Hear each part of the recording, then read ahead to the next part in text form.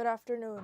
Welcome to Tribune News on Q, your go-to afternoon news source, only here at the Daily Tribune. We're now live at Daily Tribune's Facebook page, Daily Tribune PH on YouTube, and at Daily Tribune Official on TikTok. For today's headlines.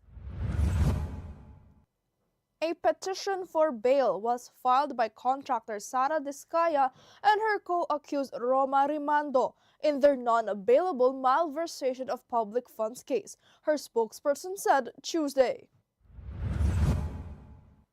The Office of the Vice Mayor of Quezon City conducted a free legal consultation service at the ground floor of the Legislative Building in the Quezon City Hall complex this Tuesday morning. Department of Public Works and Highways Secretary Vince Dizon directed officials of some parts of Lanao del Norte to take the necessary steps to ensure that infrastructure in the area is in good condition. 22 police officers so far have been placed under restrictive custody for the alleged hazing of over 100 recruits at the Police Regional Office Bangsamoro Mobile Force Battalion B, according to the PNP. The Department of Education rolled out its classroom leasing initiative, a stopgap measure developed with the local governments and private sector partners to immediately decongest overcrowded public schools. The Department of Finance and Bangko Sentral ng Pilipinas will serve as co-leads of the upcoming ASEAN Finance and Central Bank Deputies meeting. Niall Horan is teaming up with rising star Miles Smith on the newly released single Drive Safe. Golden State Warriors guard Jimmy Butler underwent right knee surgery Monday for his torn anterior cruciate ligament.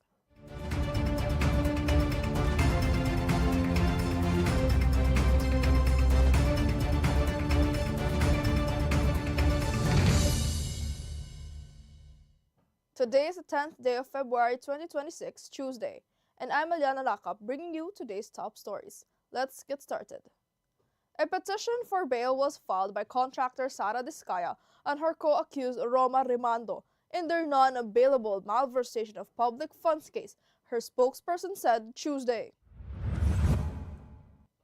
The filing was confirmed by their counsel attorney Cornelio Samaniego III, who said the petition was submitted before the Lapu-Lapu City Regional Trial Court Branch 27.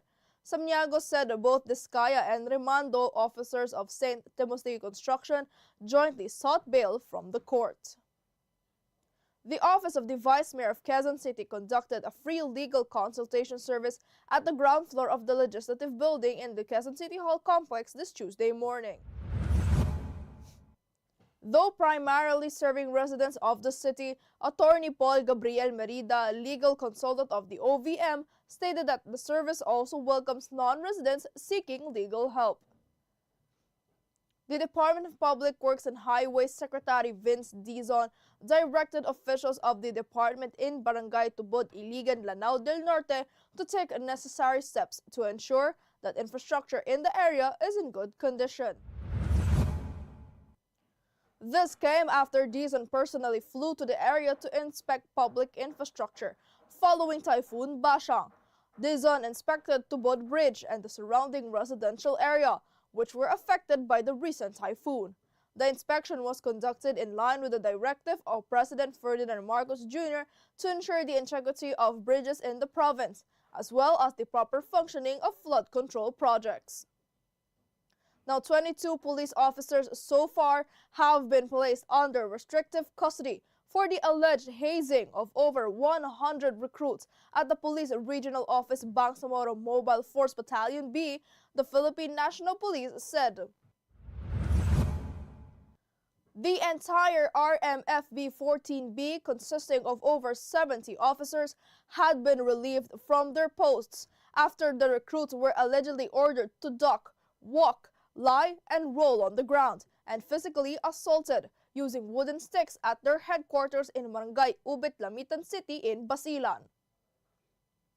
The Department of Education rolled out its classroom leasing initiative, a stopgap measure developed with the local governments and private sector partners to immediately decongest overcrowded public schools, while permanent classroom construction is ongoing. In line with the directive of President Ferdinand R. Marcos Jr., Education Secretary Sonny Angara led the launch of the initiative in Pila, Laguna, marking the first time DepEd formally operationalized classroom leasing as a national infrastructure strategy to ease space constraints in high-density areas. The Department of Finance and Bangko Sentral ng Pilipinas will serve as co-leads of the upcoming ASEAN Finance and Central Bank Deputies Meeting, Working Group, and related meetings in Panglao, Bohol from the 9th to the 13th of February. The meetings will bring together finance ministries and central bank officials from the 11 ASEAN member states to discuss financial services, interrogation, regulatory cooperation, capital market development, financial inclusion, and initiatives aimed at strengthening the region's economic resilience. The Philippine shares ended higher with the PSEI rising to 1.46% to 6,441.96, supported by broad sectoral gains. The All Shares Index also advanced 0.56% to 3,581.47. The services sector led the rally, jumping to 2.93%, followed by holding firms up to 1.30%, and financials gaining 0.92%. Mining and oil added 0.82%, while property and industrial posted modest increases. Overall, investor sentiment remains positive as most sectors closed in the green. Now, Niall Horan is teaming up with rising star Miles Smith on the newly released single Drive Safe. The track marks the first time the two artists have officially joined forces.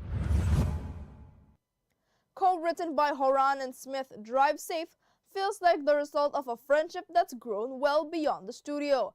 Niall's signature melodic warmth weaves seamlessly through Smith's emotionally sharp songwriting, creating a song that feels personal, unforced, and quietly powerful. The Golden State Warriors guard Jimmy Butler underwent right knee surgery Monday for his ACL, and an injury that ended his season last month. The surgery was performed by Dr. Bert Mandelbaum in Los Angeles, and the team said he would begin rehabilitation program immediately, with an update on his progress expected early next season.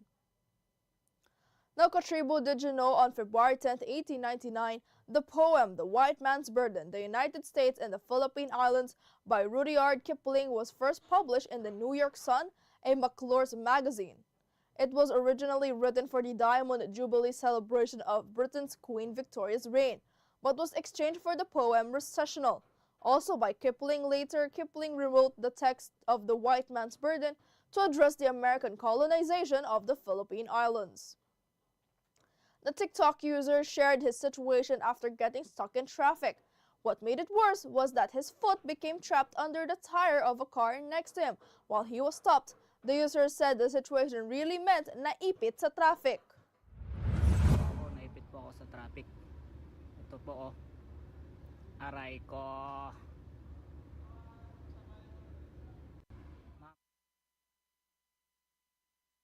Join us again at 4:30 p.m. still here on Daily Tribune's Facebook page, Daily Tribune PH on YouTube, and the Daily Tribune Official on TikTok. Once again, I'm Eliana Lacap, and this has been Tribune News on Q.